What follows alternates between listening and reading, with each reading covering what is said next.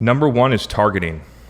I see a ton of companies miss on this. I go in and run analysis on companies that we're either about to work with or just working, doing some consulting on their side and looking at what either their current agency is doing or a lot more often what their existing team is doing. And all it takes is going into LinkedIn and looking at how the targeting is set up, and then that'll tell you a very clear story. So in step one, in targeting, the mistakes that people make, like I've seen industry targeting on LinkedIn with no job titles, no account firmographics, just blasting the whole financial services industry with your message when you're only going after a very specific persona inside of a set of companies inside of that industry. So just too wide in the criteria. A lot of companies will either use industry or they'll use function to make big audiences that are just really inefficient in getting to who you want to. Facebook becomes a very difficult channel to use native targeting. And then even worse, what companies do is then they'll build lookalike audiences off of the native targeting or some list that they have. And the lookalike audience will get built with 2.3, 2.6 million people if you're doing in the US. I'm not exactly sure, but more than 2 million people will be in the audience. And then I go in and look at these companies and they have several lookalikes running at 1%, and they can only sell to C-suite in the Fortune 500 or only companies that have 10,000 employees. And I'm like, what are you doing? None of these ads are touching anyone that you want to reach. Number two is placement.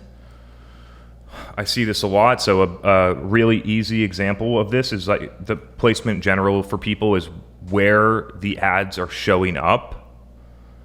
And so a lot of companies miss in display ads, like their main mechanism is display ads. And I'll just pause here. Like, I think the last time I actually saw a display ad was years ago. Like I almost feel like I'm numb to them. I don't see them. I would encourage a lot of people on this Zoom and people listening afterwards to think about the last time that you saw a banner ad on some website and then you considered like buying something. Nobody clicks on them, so you're just going after the impression.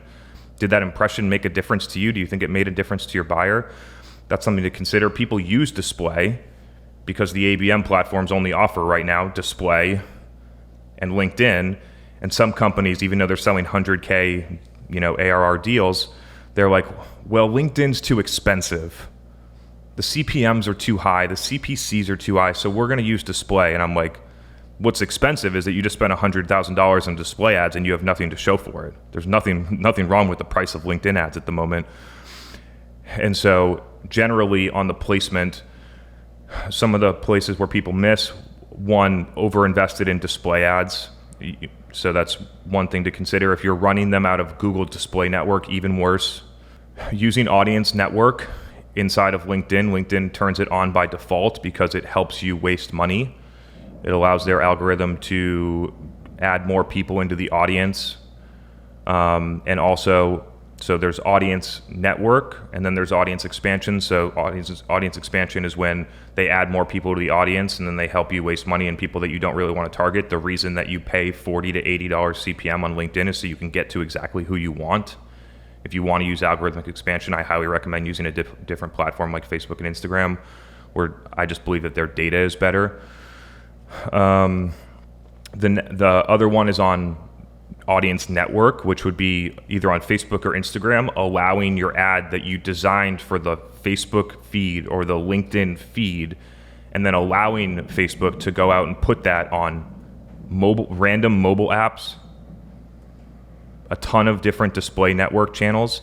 And the reason that the ad platforms tell you to do it and the reason that companies do want to do it is because it siphons off a portion of your ads at a way lower CPM with garbage inventory. So it lowers your overall CPM and it makes you feel good because you're paying $10 CPM on LinkedIn instead of 55, but most of the impressions are never getting seen and in garbage placements. Number three is objective. This isn't the technical side of like the campaign objective of traffic or conversion or whatever. It's not the technical campaign objective. It is the mindset that people use to define what their objective is, which on paid social is 99% of the time lead gen. When you're in a paid social awareness channel and your mindset is on lead gen, what you're going to end up doing is collecting a ton of email addresses for people that don't want to buy. And LinkedIn is very good at optimizing so that people will fill out the form so that you get a $50 lead and you have an email address from some company that fits your ICP. So you're like, yeah, we're crushing it. But never seen LinkedIn talk about the conversion from when they fill out that LinkedIn lead gen form to when they become a customer. We're building the data on it because I just watch how many companies waste money doing this, both on the advertising side and the sales resources and the marketing time. Just so much waste and inefficiency in doing it this way. And so generally the objective and the mindset is I need to convert someone right now. I want this lead right now.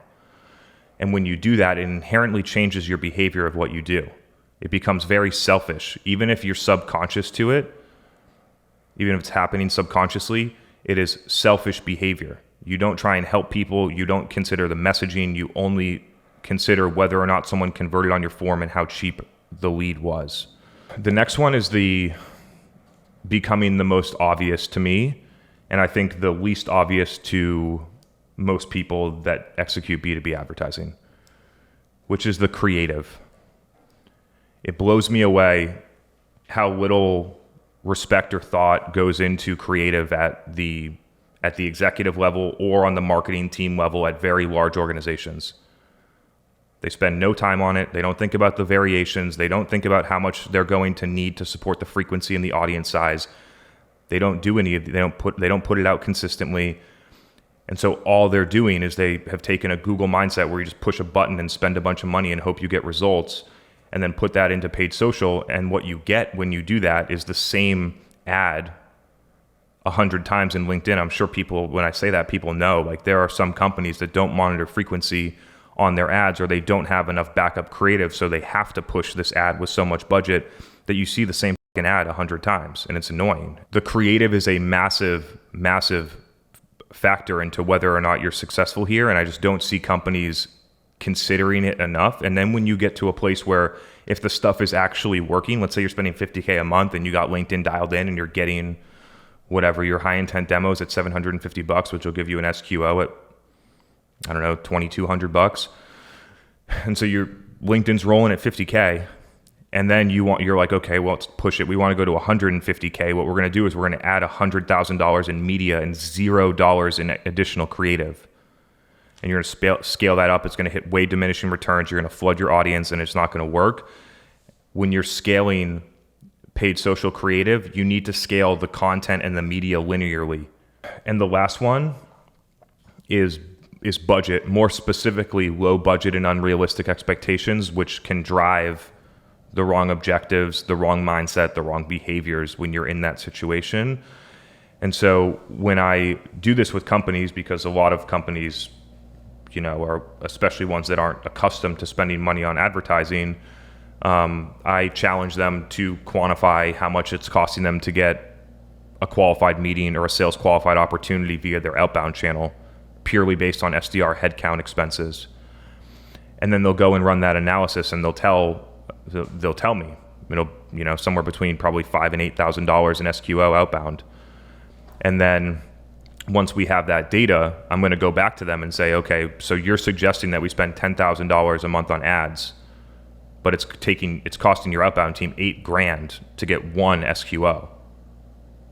So what are you expecting this advertising to do? This isn't magic. It's just a completely different way to do business development, completely different, more efficient way to do prospecting.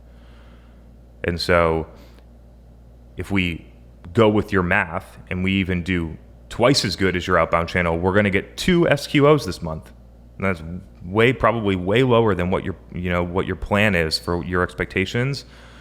And so I highly encourage companies to go through that motion to level set on what they think they should be getting out of advertising, because for whatever reason, people think that because it's ad dollars instead of outbound, it's going to do something out of control better than what's happening. It definitely should be better. That's the key I want to take here. Like, advertising in this method to drive SQOs, when compared against cold calling random people in your CRM or ebook downloads in your CRM, this should do a lot better.